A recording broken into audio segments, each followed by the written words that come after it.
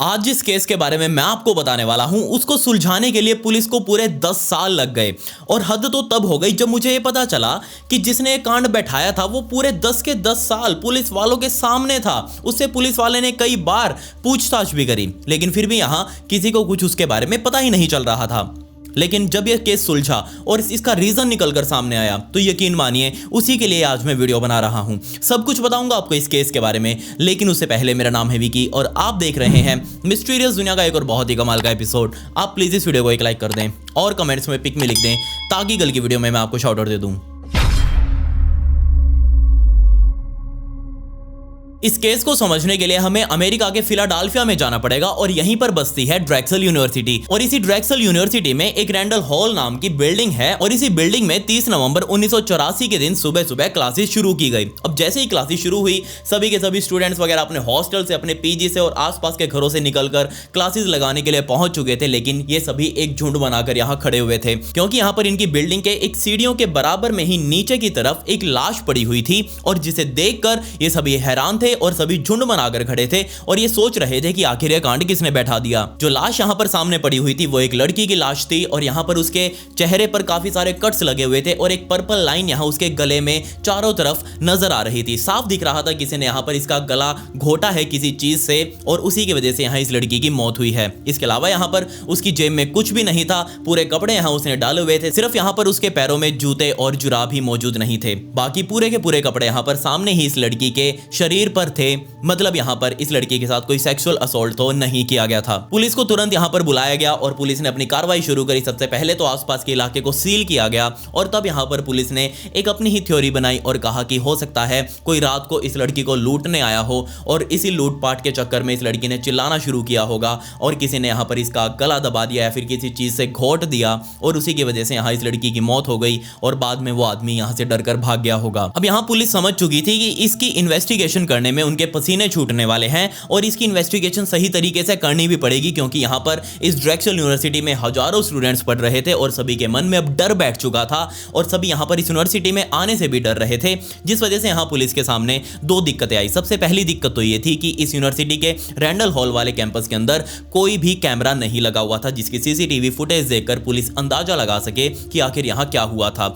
दूसरा, यहाँ पर ये जो सारी बिल्डिंग थी यहाँ पर इस यूनिवर्सिटी में, आपको पता ही होगा कि यूनिवर्सिटीज की बिल्डिंग्स काफी सारी होती हैं और वो आपस में इंटरकनेक्टेड होती हैं। मतलब कि अगर एक बिल्डिंग से दूसरी बिल्डिंग में आना हो तो बीच में छोटा सा कोई ब्रिज वगैरह दे देते हैं या फिर पैसेज दे देते हैं जिसके अंदर से स्टूडेंट आवाजाही कर सकते हैं, बाकी वो बिल्डिंग अलग अलग ही होती हैं। अब यहाँ पर बिल्कुल ऐसा ही था। ये जो रैंडल हॉल वाली बिल्डिंग थी ये भी कई सारी बिल्डिंग से आपस में कनेक्टेड थी, जिसका मतलब यहाँ पर पुलिस को अपना सर्च एरिया बढ़ाना पड़ा क्योंकि यहाँ पर सिर्फ वो रैंडल हॉल वाली बिल्डिंग के ऊपर ही डिपेंड होकर नहीं रह सकते थे कि यहीं से कोई आया होगा और जिसने ये किया होगा वो किसी भी बिल्डिंग से यहाँ आकर ये कांड कर सकता था। पुलिस यहाँ पर अब अलग अलग स्टूडेंट से पूछताछ करने लगी। सभी इसकी पहचान जानने की कोशिश कर रहे थे कि असल में लड़की है कौन। अब यहाँ कुछ घंटे ही बीते थे और यहाँ भीड़ लगी ही हुई थी, तभी यहाँ पर एक लड़का दूर से भागता हुआ आया, उसको सांसें चढ़ी हुई थी और वो भीड़ को चीरते हुए पुलिस वालों को आवाज लगाने लगा। लेकिन पुलिस वाले अभी उस क्राइम सीन की जांच करने में व्यस्त थे, लेकिन वो फिर से आवाज लगाता रहा। तब पुलिस वाले उसके पास आए और बोलने लगे, हाँ बता क्या बीमारी है।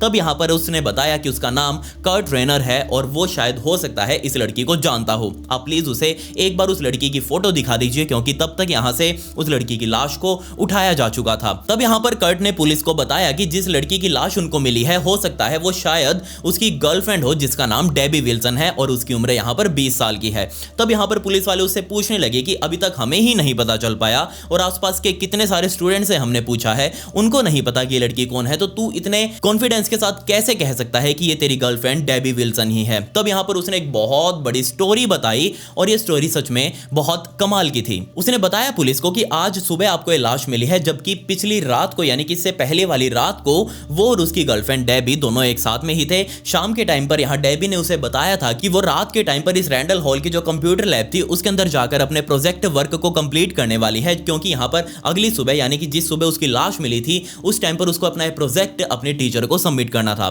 तब यहाँ पर कर्ट ने कहा ठीक है अगर तुम कंप्यूटर लैब में बैठोगी तो मैं भी बैठ जाऊंगा तुम्हारे साथ, हम दोनों अगर साथ में रहेंगे तो तुमको भी अच्छा फील होगा। तब यहाँ पर डेबी ने कहा कि ठीक है, कोई दिक्कत नहीं है, तुम भी मेरे साथ ज्वाइन कर सकते हो। रात को तकरीबन 10 बजे के आसपास जब पूरी यूनिवर्सिटी बंद हो चुकी थी, तब यहाँ पर आपको पता होगा कि लाइब्रेरी या फिर कंप्यूटर लैब जैसी जो साधन होते हैं वो खुले रहते हैं कॉलेज में या फिर यूनिवर्सिटीज में, क्योंकि बच्चे रात के टाइम पर आकर ज़्यादा पढ़ते हैं और आराम से वो अपना ध्यान लगा सकते हैं। कंप्यूटर लैब भी यहाँ उस रात खुली हुई थी। डेबी और कर्ट अब दोनों ही अपने अपने हॉस्टल से खाना पीना करके अपना पूरा ताम झाम यानी कि किताबें वगैरह उठाकर अब इस कंप्यूटर लैब में पहुंच चुके थे। कर्ट को तो असल में कोई काम नहीं था, वो तो जस्ट यहाँ पर डेबी को देखे जा रहा था वो क्या क्या काम कर रही है, जबकि डेबी यहाँ अपने कंप्यूटर लैब में कंप्यूटर पर लगी हुई थी, वो अपना काम निपटा रही थी। रात के तकरीबन 1:30 बज चुके थे और अब यहाँ पर कर्ट को नींद की झपकियां आने लगी। वो खुद को बहुत ज्यादा थका हुआ महसूस कर रहा था। तब यहाँ पर उसने डेबी को कहा कि तुम तो देखो यार अपना काम कर रही हो और तुमको अभी और भी ज़्यादा टाइम लगेगा। डेबी ने कहा बिल्कुल लगेगा,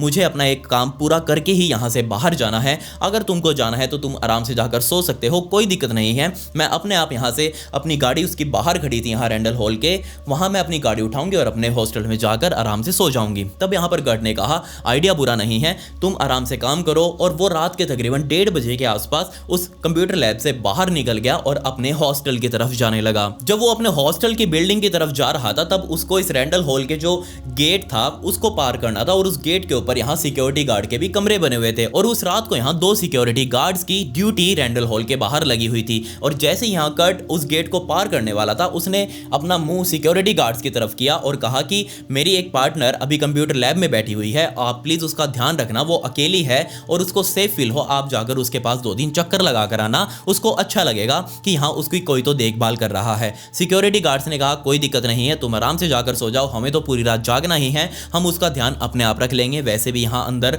कोई नहीं आ सकता, अगर आता भी है तो हम उसे अंदर जाने की परमिशन नहीं देते। यहाँ ये बात सुनकर कर्ट बिल्कुल शांत हो गया, उसने अपनी खुद की गाड़ी गेट के बाहर से उठाई और वो अपने हॉस्टल में जाकर आराम से सो गया। जब अगली सुबह वो उठा तब यहाँ पर उसके रूममेट्स और बाकी हॉस्टल वाले दोस्त उसके बातें कर रहे थे कि रैंडल हॉल के बाहर एक लड़की की लाश मिली है और ऐसा लग रहा है जैसे उस लड़की का मर्डर किया गया हो, क्योंकि यहाँ पर सभी को पता चल चुका था कि उसके गले पर गला दबाने के निशान मिले हुए थे। अब जैसे ये बात कर्ट ने सुनी तो उसको समझ आ गया कि हो ना हो कहीं ना कहीं से ये तार जरूर डेबी से ही जुड़े हुए हैं और वो ये बात सुनते ही सीधा अपने हॉस्टल से बाहर निकला और सीधा आकर पुलिस वालों को ये सारा कांड अब समझा रहा था कि पिछली रात आखिर क्या हुआ था। कर्ट यहाँ पर पुलिस वालों की एक टीम को रैंडल हॉल की पार्किंग में लेकर गया और वहां जाकर दिखाया कि देखिए डेबी की गाड़ी भी यहीं पर खड़ी हुई है और मैं जब आपके पास आ रहा था तब मैंने इस गाड़ी को बीच में ही देख लिया था और मैं यहाँ गाड़ी को देखते ही समझ गया कि इस गाड़ी को रात को यहाँ से बाहर निकाला ही नहीं गया, जैसी मैं यहाँ छोड़ कर गया था वैसी की वैसी ये गाड़ी यहीं खड़ी है, मतलब डेबी यहाँ से बाहर निकली ही नहीं। लेकिन पुलिस वालों ने अब इसके ऊपर ही शक करना शुरू कर दिया और यहाँ बात सही भी थी, यही सबसे प्राइम सस्पेक्ट था पुलिस वालों का, क्योंकि यहाँ पर कर्ट ही अंतिम पर्सन था जिसने डेबी को अंतिम बार जिंदा देखा था। जब पुलिस ने अपनी थोड़ी और तहकीकात करी तो पुलिस वालों को सच में पता लग गया कि ये लड़की डेबी विल्सन ही थी, यानी कि कर्ट की गर्लफ्रेंड। कर्ट को यहाँ पुलिस वालों ने उठाया और सीधा जाकर पुलिस स्टेशन बैठा दिया और उसे पूछताछ करने लगे। जब पुलिस वालों ने उसके हाथ देखे तो उसके इन उंगलियों के बीच में एक गहरा कट था और यहाँ उंगलियों के ऊपर भी काफी सारे स्क्रैचेस के निशान थे। तब यहाँ पर पुलिस वालों ने उससे कुछ नहीं पूछा, जस्ट उसकी बातों को अपने आप सुनते रहे और यहाँ उसकी स्टोरी को समझने की कोशिश कर रहे थे कि आखिर ये उनको क्या क्या बताता है। पुलिस वालों को उसकी बातों पर बिल्कुल भी यकीन नहीं था, क्योंकि यहाँ पर साफ साफ दिख रहा था कि डेबी के ऊपर किसी ने अपना गुस्सा निकाला है, उसको इतने भयंकर तरीके से दम घोटा गया है उसका कि हाँ उसकी मौत हो गई। साथ ही यहाँ पर उसके चेहरे पर भी बहुत सारे स्क्रैचेस के निशान थे, चोटों के गहरे गहरे निशान थे। ऐसा लग रहा था जैसे कोई इसे बहुत टाइम से खार खाए बैठा था और इसके पीछे पड़ा हुआ था। अब यहाँ पर पुलिस वालों को अंतिम में यही लगता है कि जो उसका पार्टनर होता है वही हमेशा आरोपी होता है, उसी के यहाँ पर डेबी के साथ बन नहीं रही होगी। यहाँ पर कर्ट ने ही डेबी के साथ ये कांड बैठा दिया। तब यहाँ पर पुलिस वालों ने उसकी कहानी को सुनकर उसे छोड़ दिया और कहा कि ठीक है तू जा अपने हॉस्टल में, अगर हमें तुम्हारी जरूरत पड़ेगी तो हम तुम्हें वापस उठा लेंगे और तुम्हें आना पड़ेगा। तब यहाँ पर कर्ट ने कहा कोई दिक्कत नहीं है बाबूजी, आप जब भी मुझे बुलाएंगे मैं यहाँ पर आपके सामने प्रकट हो जाऊंगा। अब पुलिस वालों ने कर्ट से अपना ध्यान हटाकर अब कंप्यूटर लैब की तरफ तरफ अपना ध्यान कर लिया, क्योंकि यहाँ अंतिम बार जिंदा डेबी को कंप्यूटर लैब में ही कर्ट द्वारा देखा गया था। पुलिस वालों की एक टीम यहाँ कंप्यूटर लैब में पहुंची और यहाँ वो चीजें देखकर हैरान हो गए, क्योंकि यहाँ जिस दिन लाश मिली थी डेबी की और जिस कंप्यूटर पर डेबी बैठी हुई थी वो कंप्यूटर अभी भी चालू ही था और पुलिस वालों ने जाकर उस कंप्यूटर को देखना शुरू कर दिया। असल में यहाँ डेबी कुछ टाइप कर रही थी और उसका कर्सर अभी भी वहीं ब्लिंक करे जा रहा था। साथ ही यहाँ पर जब एक्सपर्ट टीम ने यहाँ उस कंप्यूटर को जांचा तो पता चला कि अंतिम वर्ड यहाँ पर जो टाइप किया गया था इस कंप्यूटर में वो 1:38 पर रात को किया गया था। मतलब कि यहाँ 1:30 बजे वो कर्ट यहाँ से निकला था डेबी को छोड़कर और 1:38 पर जरूर डेबी को किसी ने पीछे से आकर पकड़ लिया होगा या फिर उसको इंटरप्ट किया होगा, जिसकी वजह से वो आगे टाइपिंग नहीं कर पाई। इसके अलावा यहाँ पुलिस वालों ने जब इस कंप्यूटर लैब की जांच करी तो उनको यहाँ पर 2 पावर केबल्स, आपको पता ही होगा कि कंप्यूटर में पीछे से कई सारी केबल्स निकलती हैं, और 2 पावर केबल्स टूटी हुई यहीं जमीन पर कोने में पड़ी हुई मिली और ये बिल्कुल वही पावर केबल थी जिनसे यहाँ पर डेबी का गला दबाया गया था। इसके अलावा यहाँ जिस कुर्सी पर डेबी बैठी हुई थी उस कुर्सी पर भी यहाँ कुछ बहुत थोड़े से ही खून के निशान मिले, लेकिन इसके अलावा बाकी पूरी की पूरी कंप्यूटर लैब एकदम परफेक्ट कंडीशन में थी। ये कैसे हो सकता है? एक मर्डर यहाँ पर इस कंप्यूटर लैब में हुआ है, अगर कोई मर्डर करेगा या फिर जिसका होगा वो दोनों ही छटपटाएंगे, करने वाला अपना जोर लगाएगा और जिसका हो रहा है वो तो अपने आप को बचाने के लिए छटपटाएगा, उसके हाथ में जो भी आएगा वो उसको मारने की कोशिश करेगा। लेकिन यहाँ पर एक कंप्यूटर लैब बिल्कुल सेट लग रही थी। तब यहाँ पर पुलिस भी हैरान कि ऐसा कैसे हो गया, डेबी ने अपने आप को बचाने की कोशिश क्यों नहीं करी, उसने चीजों को उठाकर मारने की कोशिश क्यों नहीं करी। तब यहाँ पर पुलिस वालों को पता लगा कि सुबह सुबह ही यहाँ अर्ली मॉर्निंग जिस दिन यहाँ लाश मिली थी डेबी की उससे भी पहले इस कंप्यूटर लैब में साफ सफाई के कर्मचारी आ चुके थे और उन्होंने यहाँ पर इस पूरी कंप्यूटर लैब को सेट कर दिया। असल में उनको यहाँ लग रहा था कि शायद कोई दारू पीकर इस कंप्यूटर लैब में घुस गया होगा और उसने सारा कांड कर दिया। उन्होंने अपने अधिकारियों को रिपोर्ट करके इस कंप्यूटर लैब को साफ कर दिया और वापस सेट करके रख दिया था। मतलब यहाँ पर बहुत ही क्रूशल एविडेंसेस को पहले ही साफ किया जा चुका था। तब यहाँ पर उस सफाई कर्मचारी को बुलाया गया जो यहाँ पर इस कंप्यूटर लैब को साफ करने के लिए उस सुबह आया था। उससे पूछा गया कि जब तुमने साफ करी थी उससे पहले तुमको क्या इस कंप्यूटर लैब के अंदर कुछ अजीब दिखाई दिया?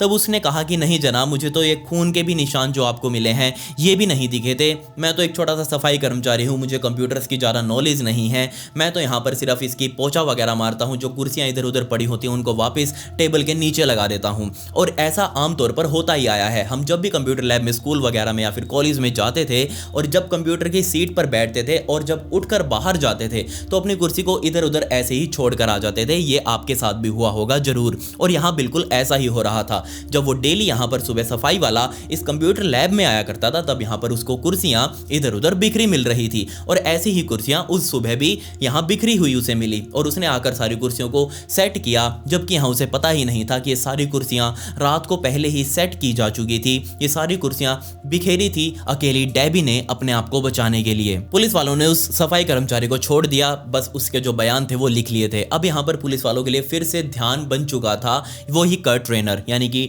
डेबी का बॉयफ्रेंड। पुलिस वालों के पास उसके खिलाफ कोई सबूत नहीं थे, इसलिए पुलिस वाले उसको गिरफ्तार तो नहीं कर सकते थे। जस्ट यहाँ पर पुलिस वालों ने कर्ट को फोन किया और कहा कि आप प्लीज एक बार वापिस आ जाइए, हमको जस्ट आपका एक फॉर्मल इंटरव्यू लेना है। कर्ट ने कहा ठीक है मैं अभी आ रहा हूँ। कर्ट यहाँ पुलिस स्टेशन पहुंच चुका था और पुलिस वालों ने अब उससे उसके हाथों पैर निशान जो थे उनके बारे में पूछना शुरू किया। उसने कहा कि जब वो सुबह सुबह उठा, आस पड़ोस के दोस्तों ने जब उसे बताया कि ऐसे ऐसे एक लाश मिली है, तब वो उसी टाइम पर समझ चुका था कि ये डेबी की ही लाश है और उसने गुस्से में आकर दीवारों में मुक्के मारने शुरू कर दिए। पता नहीं क्या सुबह सुबह उसने गांजे की बीड़ी फूंक रखी थी जो वैसे ही दीवारों में मुक्के मार रहा था बजाय जाकर जांच करने के। खैर यहाँ पर पुलिस वालों ने पूछा कि बीच में कट कैसे आया, तब उसने बताया कि वो इससे 2 दिन पहले ही अपनी गाड़ी की साफ सफाई कर रहा था और वो जब अपने इंजन की साफ सफाई अंदर से हाथ डालकर कर रहा था तब यहाँ पर एक पतरा जो गाड़ी के अंदर ही था, इंजन में लगा हुआ था, वो पतरा है उसकी उंगली के बीच में लग गया और उससे ही ये कट आया था।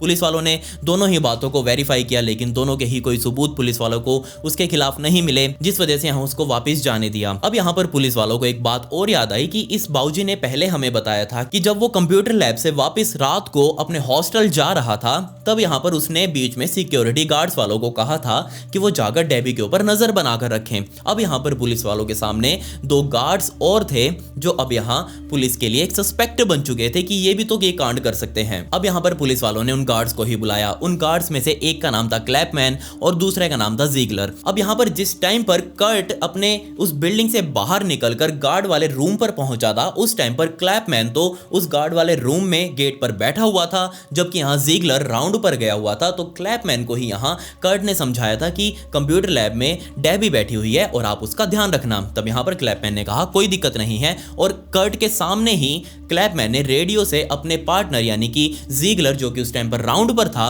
उसको समझा दिया था कि कंप्यूटर लैब में एक लड़की बैठी हुई है और उसका ध्यान रखना। ज़िगलर ने उस टाइम पर ही रेडियो पर कह दिया था ठीक है कोई दिक्कत नहीं है, मैं राउंड मारते मारते उस लड़की को भी देखाऊंगा। तब यहाँ क्लैपमैन से पूछा गया कि ठीक है तुमने किसी और को देखा क्या, तुम दोनों के अलावा किसी और को यहाँ आते देखा हो, जाते देखा हो? तब क्लैपमैन ने बताया कि हाँ जनाब, मैंने देखा तो था एक स्टूडेंट जिसने पूरा का पूरा काले रंग के कपड़े डाले हुए थे और वो यहाँ उस टाइम पर रैंडल हॉल के प्रेमिसेस में घूम रहा था। अब यहाँ पर क्लैपमैन ने उससे जाकर पूछा नहीं, सिर्फ इसलिए क्योंकि आमतौर पर बच्चे इस टाइम पर भी यहाँ रात को यूनिवर्सिटी कैंपस में आराम से घूमते रहते हैं, जिनको नींद नहीं आती, जो रात को या तो भंड हो जाते हैं, अब उनको नींद नहीं आ रही तो वो अपने रूम से निकलकर बाहर ताजी हवा खाने के लिए इधर उधर घूमने आ जाते हैं। इसलिए यहाँ पर क्लैपमैन ने उस लड़के पर खास ध्यान नहीं दिया, लेकिन यहाँ क्लैपमैन ने बताया कि हो सकता है वही आदमी हो जिसने यहाँ डेबी के साथ कांड बैठाया हो। अब दूसरी तरफ यहाँ दूसरा गार्ड था ज़िगलर। ज़िगलर से जब पूछताछ की गई तो उसने बताया कि जनाब मैं यहाँ पर अपने कैंपस की आराम से देखभाल कर रहा था, लेकिन यहाँ साइड वाले कैंपस में ही एक डिक्सन नाम का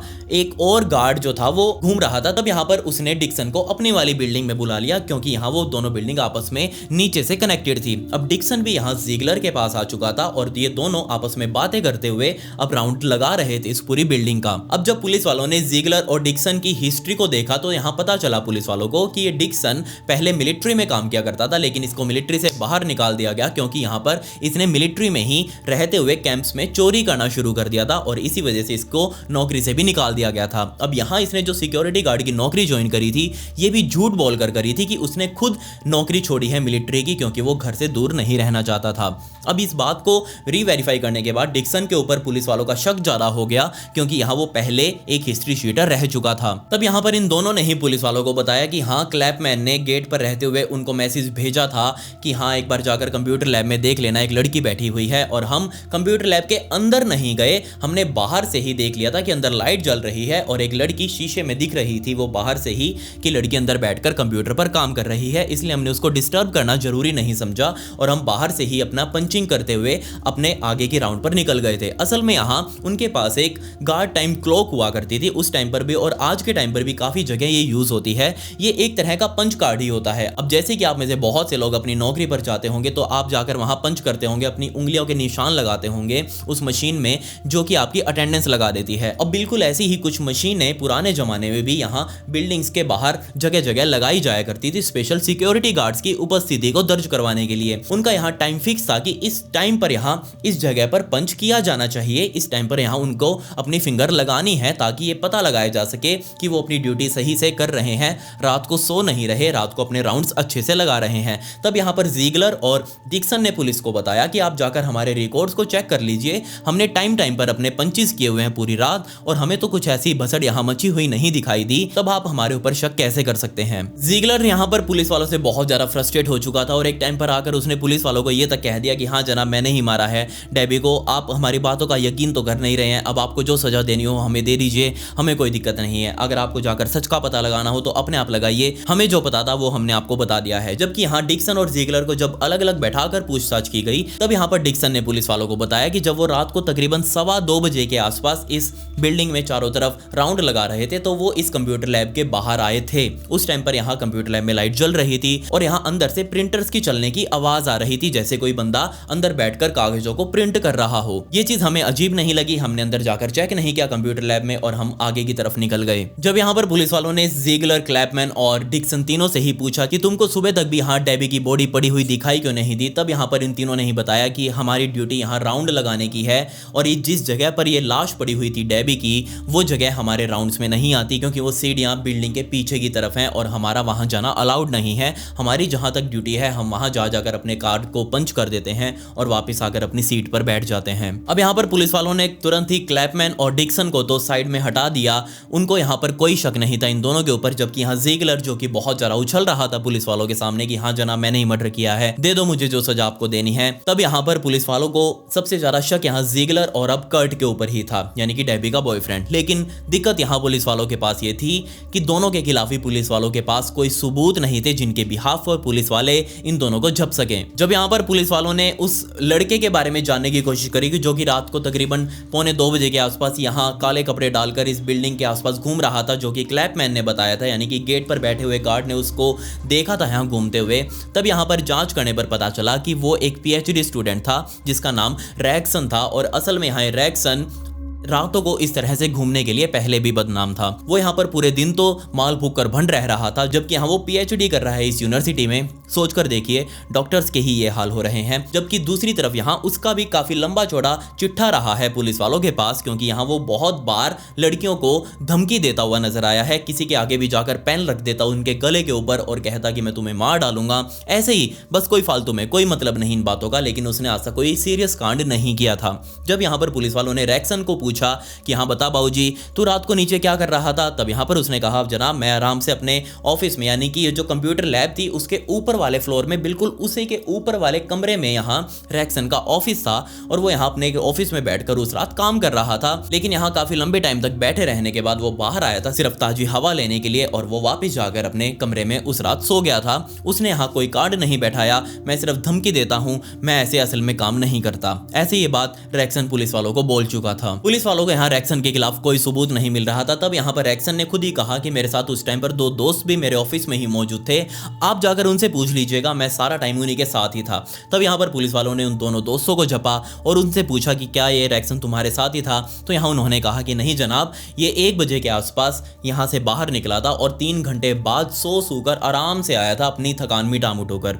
तब पुलिस वालों ने वापस रैक्सन से पूछा कि तू तो कह रहा था कि तू इनके साथ ही था परमानेंट। तब यहाँ रैक्सन ने बोला कि ओ जनाब सॉरी मैं तो भूल ही गया था कि मैं यहाँ बाहर निकला था और बाहर ही यहाँ ग्राउंड में ही अच्छी हवा चल रही थी उस रात, तो मैं यहाँ बाहर ही सो गया था। और आराम से जब अपनी नींद पूरी हुई और उसकी नींद खुली, तब वो आराम से 4 सवा 4 के आसपास अपने ऑफिस में गया और जाकर अपने दोनों दोस्तों से मिला था। लेकिन इसका मतलब ये नहीं कि मैंने डेबी के साथ कोई कांड बैठाया हो या फिर मैंने डेबी को मर्डर किया हो। मैं तो उस रात डेबी से मिला भी नहीं, आप मेरी बातों का यकीन करिए। लेकिन यहाँ पुलिस वाले इस रैक्सन की बातों का विश्वास करने के लिए तैयार ही नहीं थे। अब यहाँ उनको फाइनली लग रहा था कि वो असली किलर तक पहुंच चुके हैं और अब इस केस को बंद करने का टाइम आ चुका है। लेकिन यहाँ दिक्कत वही थी पुराने वाली, ना ही कर्ट के खिलाफ, ना ही जीगलर के खिलाफ और ना ही अब रैक्सन के खिलाफ पुलिस वालों के पास कोई खास सबूत थे जिनके बिहाफ पर इन तीनों में से किसी एक को भी झपा जा सके और उसे अपनी सजा दिलवाई जा सके। किसी के खिलाफ भी सबूत नहीं थे, तो यहाँ ये केस अभी भी आगे चल ही रहा था। पुलिस वालों ने यहाँ डेबी के और दोस्तों से बात करी। तब यहाँ पुलिस वालों को पता चला कि डेबी के पीछे एक और लड़का भी पड़ा हुआ था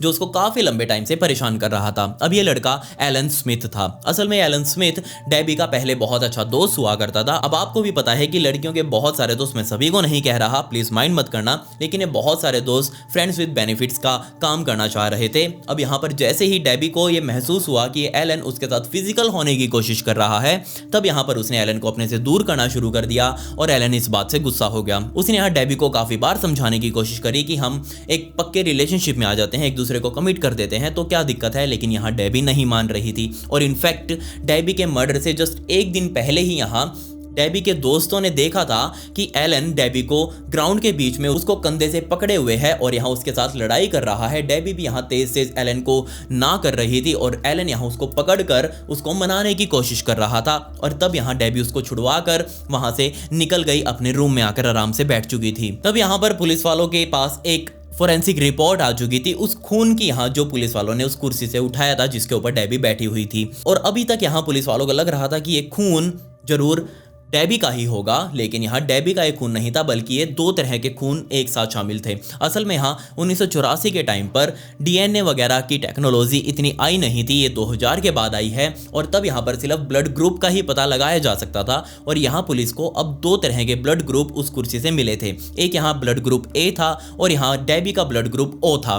मतलब यहाँ जो ब्लड ग्रुप ए है यही जरूर कातिल का ब्लड ग्रुप होगा। अब पुलिस वालों के पास फाइनली एक एलाबाई था जिसके बिहाफ पर पुलिस वाले किसी का भी ब्लड ग्रुप चेक करके उसके साथ सख्ती से पूछताछ करके इस केस को क्लोज कर सकते थे। तब यहाँ पर पुलिस वालों ने अपने सभी सस्पेक्ट्स को उठाया। सबसे पहले कर्ट को उठाया, जिगलर को उठाया, जिसके बाद यहाँ पर एलन को उठाया और रैक्सन को भी उठाया। इन चारों को उठाकर लेकर आए और इनसे यहाँ उनके खून के सैंपल्स लिए और तुरंत ही फोरेंसिक लैब में मैच करने के लिए भेज दिए कि पता लगाओ इन चारों में से किसका ब्लड ग्रुप ए है। लेकिन हैरानी वाली बात यहाँ ये थी कि इन चारों में से किसी का भी ब्लड ग्रुप ए नहीं था। ये बात जानकर पुलिस भी हैरान कि जिन चारों के ऊपर वो इतने टाइम से शक करते आ रहे थे वो तो यहाँ इस कांड में शामिल ही नहीं है। पुलिस वालों के सामने से अब बहुत बड़ी समस्या आ चुकी थी कि आखिर इस केस को वो कैसे सुलझाएं। अभी तक जहां पुलिस वाले अपने पूरा जोर लगाकर काम कर रहे थे, सस्पेक्ट्स के पीछे पड़े हुए थे, अब वो सस्पेक्ट भी रूल्ड आउट हो चुके थे। और ये बात जानते ही वहाँ यूनिवर्सिटी में सारे स्टूडेंट जो थे वो बहुत ज़्यादा गुस्से में आ गए। उन्होंने आंदोलन वगैरह करने शुरू कर दिए कि यहाँ उनकी सुरक्षा का कोई ध्यान नहीं रखा जा रहा। सिक्योरिटी गार्ड्स के पास कोई हथियार नहीं होते, अगर वो किसी से लड़ना चाहे तो वो किसी से लड़ नहीं सकते। यहाँ बहुत सारी दिक्कतें स्टूडेंट फेस कर रहे थे और अब उनके दिक्कतों का सामना यूनिवर्सिटी को करना पड़ रहा था। यूनिवर्सिटी के अधिकारियों ने खुद यहाँ अपने पर्सनल अकाउंट से $10,000 का इनाम देने की घोषणा कर दी, सिर्फ इसलिए जो भी यहाँ डेबी के किलर को ढूंढ कर लेकर आएगा। अब और कुछ ना होता देख पुलिस वालों ने अब डेबी की ही जिंदगी को अंदर से देखना शुरू कर दिया कि क्या पता यहाँ डेबी का पास्ट में कोई दिक्कत रही हो और वो दिक्कत अब इसके साथ कांड बैठा गई हो। तब यहाँ पुलिस वालों को पता लगा कि नहीं, डेबी का पास्ट एकदम क्लियर है। यहाँ डेबी बहुत ज़्यादा हार्ड वर्किंग स्टूडेंट थी, वो पढ़ने में बहुत ज़्यादा अपनी मेहनत कर रही थी। अब यहाँ किस टाइप की मेहनत थी वो आप खुद यहाँ अंदाज़ा लगा लीजिए कि वो जहाँ जहाँ बैठती थी, यानी कि क्लास में जिस बेंच पर बैठती थी, फिक्स यहाँ उनके बेंच हुआ करते थे। कंप्यूटर लैब में जिस कंप्यूटर पर बैठती थी, जिस रूम में रहा करती थी, उस रूम की दीवारों पर भी यहाँ उसने एक मर्सिडीज बेंज कार की फोटो लगा रखी थी हर जगह पर, इनफैक्ट बाथरूम तक में भी, ताकि यहाँ उसको उस गाड़ी को देखकर खुद को मोटिवेशन मिलती रहे। और वो इस गाड़ी को बहुत लंबे टाइम से खरीदना चाह रही थी और ये गाड़ी उसको हमेशा मोटिवेट करती कि अगर वो मेहनत करेगी तो वो क्या कुछ अचीव कर सकती है। एक दिन उसका सपना था कि वो इस मर्सिडीज बेंज को जरूर खरीदेगी। पुलिस वालों के हाथ लगभग खाली हो चुके थे और धीरे धीरे अब टाइम बीतता जा रहा था। पुलिस वालों के ऊपर से यूनिवर्सिटी का विश्वास उठ चुका था, बच्चों का यूनिवर्सिटी से विश्वास उठ चुका था, कोई यहाँ किसी की मान नहीं रहा था। पुलिस वालों ने और भी सस्पेक्ट्स को खंगाला, आसपास के एरिया में जितने भी सीरियल किलर्स के जो सस्पेक्ट थे उनको भी खंगाला, लेकिन किसी के खिलाफ कोई सबूत नहीं मिला और अब ये केस ठंडा पड़ता जा रहा था। 1 साल बीत चुका था। 1 साल बाद 1985 में वहाँ के एक क्रिमिनोलॉजिस्ट ने एक बुक लिखी वहाँ के आसपास के बहुत ज़्यादा हॉन्टेड केसेस के बारे में, जो वहाँ पुलिस वालों को बहुत ज़्यादा परेशान कर रहे थे। और उस बुक के अंदर भी यहाँ डेबी का केस सामने लिखा गया था कि ये केस भी 1 साल पहले हुआ था और पुलिस वालों को आज तक परेशान करता रहा है। धीरे धीरे केस लगभग खत्म हो ही गया था। सभी ने इस केस की फाइल को बंद करके यहाँ साइड में पटक दिया था और कोई इसके ऊपर ध्यान नहीं दे रहा था। 1992 का टाइम आ चुका था और अब यहाँ पर 8 साल बीत चुके थे।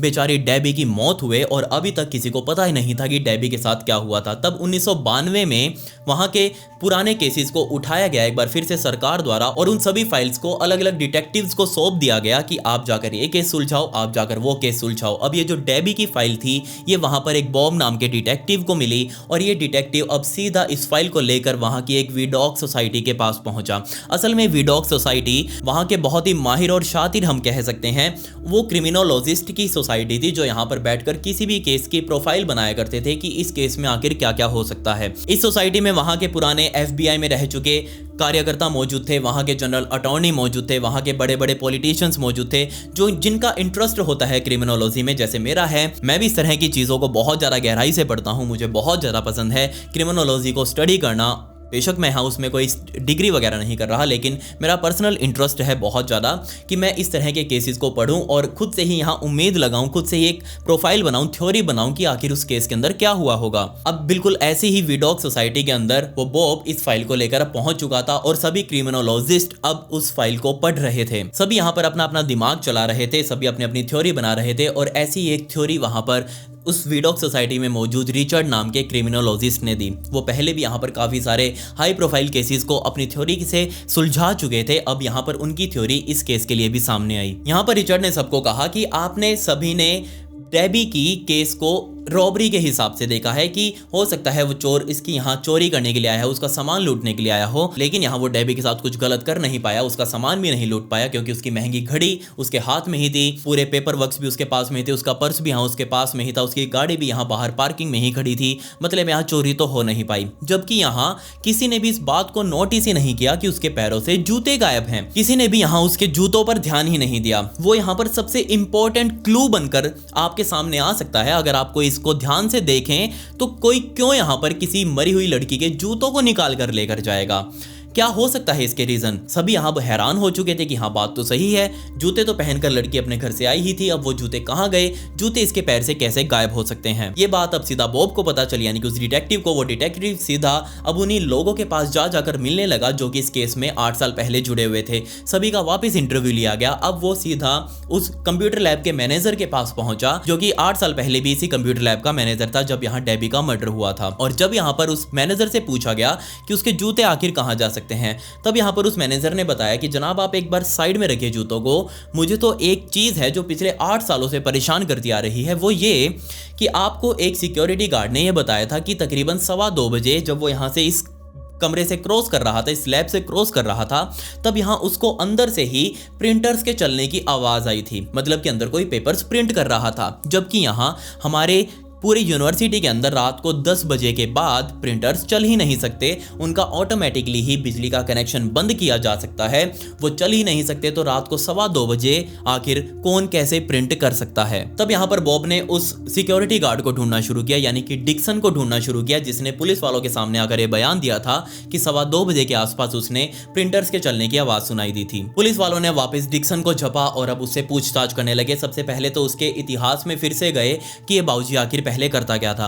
जैसा कि मैंने आपको पहले बताया था कि डिक्सन आर्मी में वेटरन रह चुका था, लेकिन इसको चोरी की वजह से इसको बाहर निकाल दिया गया था, इसकी नौकरी छीन ली गई थी और बाद में झूठ बोलकर यहाँ इस यूनिवर्सिटी में एक सिक्योरिटी गार्ड की नौकरी कर रहा था। तब यहाँ पर उससे पूछा गया कि तू आखिर मिलिट्री में क्या क्या चोरी किया करता था। सभी को यह पता था कि वो बस चोरी की वजह से बाहर निकाला गया था, किसी ने भी यह जानने की कोशिश नहीं करी कि वो आखिर चोरी किया क्या करता था।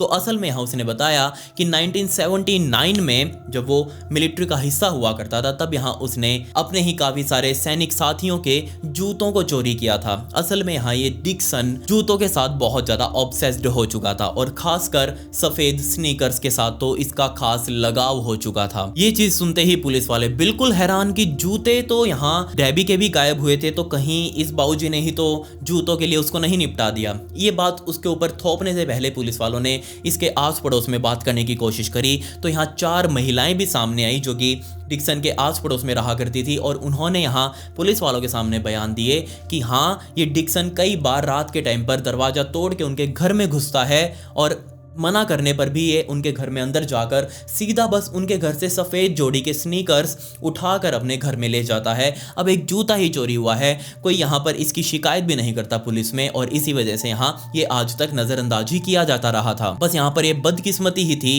कि वैसे ही बिल्कुल सफ़ेद रंग के स्नीकर्स बेचारी डेबी भी यूज़ किया कर रही थी। पुलिस वालों ने जब यहाँ खुद डिक्सन के घर पर रेड मारी तो उनका अंदर का हाल देखकर दंग रह गए वो सभी, क्योंकि यहाँ पर अंदर एक अलमारी के रैक्स में 20 जोड़ी वाइट स्नीकर्स रखे हुए थे। ये चीज़ देखकर पुलिस वाले हैरान कि 20 जोड़ी यहाँ पर ये रखे हुए हैं, कहीं ये 20 में से एक डेबी के तो नहीं। जब पुलिस वालों ने अलग अलग जांच करनी शुरू करी तो बदकिस्मती से उन 20 में से एक जोड़ी डेबी की भी थी। इसके अलावा यहाँ इसी घर के अंदर पुलिस वालों को 77 अलग अलग कैसेट्स भी मिली। उस टाइम पर कैसेट चला करती थी और उन कैसेट्स में वीडियोस मौजूद थी और उन वीडियोस को जब देखा गया तो पुलिस वाले हैरान कि ये क्या भसड़ इस आदमी ने मचा रखी है, इसको असल में बीमारी क्या है, ये बस लड़कियों के या फिर लड़कों के पैरों की वीडियो बनाता रहता है इधर उधर घूम घूम कर। इसने कैमरा ले रखा है छोटा सा और ये बाजारों में निकलता है, जस्ट लड़कियों की या फिर लड़कों के पैरों की ही वीडियोस को शूट करता चलता है। उनका चेहरा नहीं दिखता, कुछ नहीं दिखता, बस पैर ही पैर उन वीडियोस में देख रहे थे। और उन सभी वीडियोस में आदमी या फिर महिलाओं ने सभी ने ही वाइट कलर के वो स्नीकर्स डाले हुए थे। तब यहाँ पर डिक्सन को असल में गिरफ्तार किया गया और उससे पूछताछ की गई, लेकिन यहाँ उसने कुछ भी बताने से इनकार कर दिया। खैर यहाँ पुलिस वालों ने उसे अंदर डाल दिया। यहाँ जेल में रहते हुए उसने अपने ही एक सेलमेट को पूरी कहानी बताई कि कैसे वो जब कंप्यूटर लैब में अंदर देखने गया था कि डेबी अंदर बैठी हुई है, काम कर रही है, उसने पूछा कि डेबी तुम ठीक हो, और जैसे ही उसने देखा कि उसने वाइट कलर के वही शूज डाले हुए हैं, उसके अंदर का राक्षस जाग गया कि ये जूते उसे चाहिए हैं किसी भी हालत में। तब जाकर वो वापस मुड़ा, वो वापस गेट के पास गया और गेट के पास वाले सिस्टम में जो पावर केबल लगी हुई थी उसने उस पावर केबल को उतारा और वो वापस दबे पैर डेबी के पास गया और पीछे से ही यहाँ उसका गला दबा दिया और इतनी जोर से दबाया कि यहाँ बेचारी डेबी की ऑन द स्पॉट मौत हो चुकी थी। लेकिन वो छटपटा रही थी और उस छटपटाहट में भी डेबी का भी खून निकला और यहाँ डिक्सन का भी खून निकल चुका था। और यहाँ डिक्सन का खून नहीं निकला था, जबकि यहाँ वो जो दूसरा खून पुलिस वालों को मिला था वो किसी और का था। शायद हो सकता है यहाँ पहले कभी वो लगा हो, वो बहुत पुराने यहाँ सैंपल पुलिस को मिले थे। जब बाद में उन्होंने हाईली फोरेंसिक लैब के अंदर उसकी जांच करवाई थी तो पता चला था कि वो बहुत पुराना खून है, जस्ट वो ऐसे ही ब्लड ग्रुप ए को सस्पेक्ट मान रहे थे। खैर यहाँ पर जून 1993 में डिक्सन को इस केस में पूरी तरह से आरोपी साबित किया गया और उसको यहाँ पर कोर्ट द्वारा लाइफ इम्प्रिजनमेंट की सजा भी सुना दी गई। सोचकर देखिए, यहाँ एक आदमी, एक सिक्योरिटी गार्ड एक लड़की यानी कि स्टूडेंट को मार देता है सिर्फ इसलिए क्योंकि यहाँ उसको उसके सफ़ेद जोड़ी स्नीकर्स बहुत पसंद थे। क्या ऐसा हो सकता है? मैंने तो आज तक ऐसा मोटिव कभी नहीं देखा कि एक महिला या फिर एक लड़की को किसी ने निपटा दिया क्योंकि उसको उसके सिर्फ जूते चाहिए थे। अरे मांग ही लेता, डेबी वैसे ही दे देती, कोई भी दे देता। अगर किसी को खतरा महसूस हो रहा हो, किसी से रिक्वेस्ट करें हम कि मुझे तुम्हारे जूते पसंद हैं, तो कोई भी दे देगा, कोई नहीं मना करता। बेचारी को निपटा ही दिया इस डिक्सन ने। खैर यहाँ पर ये कहानी थी डेबी विल्सन की, जो बहुत ही ज़्यादा बदकिस्मत थी। बेचारी मेहनत कर रही थी, मर्सिडीज़ बेंज उसके लिए मोटिवेशन थी। खैर यहाँ पर उसने वो कभी मर्सिडीज़ बेंज नहीं खरीदी। अगर आपको इस कहानी से रिलेटेड कुछ भी जानना हो या फिर कुछ पूछना हो तो आप मेरे इंस्टाग्राम पर आकर मुझसे पूछ सकते हैं। ये मेरी इंस्टाग्राम आईडी है, इसका लिंक आपको डिस्क्रिप्शन में भी मिल जाएगा। यहाँ मैं इसी तरह की स्टोरीज की छोटी छोटी रील्स डालता हूँ, तो आप प्लीज़ मुझे वहाँ फॉलो जरूर कर लें। खैर पिछली वीडियो का शाउट आउट अजय को and comment pick me to get shout out in next video. मिलते हैं अगली वीडियो में। ये वीडियो देखने के लिए धन्यवाद।